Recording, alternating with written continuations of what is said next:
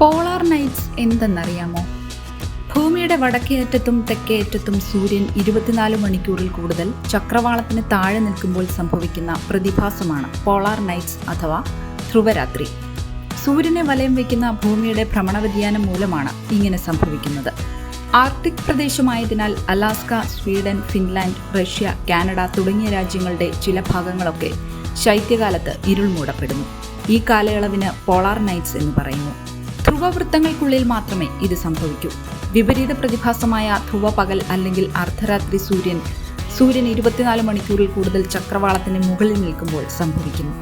Polar രാത്രിയിൽ പകൽ മുഴുവൻ പോളാർ ട്വിലൈറ്റ് എന്നറിയപ്പെടുന്ന ഒരു സമയമുണ്ടാകും.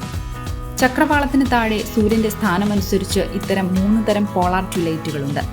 സിവിൽ ട്വിലൈറ്റിന്റെ സവിശേഷത സൂര്യൻ ചക്രവാളത്തിന് 0 മുതൽ 6 ഡിഗ്രി വരെ താഴെയാണെന്ന വസ്തുതയാണ്.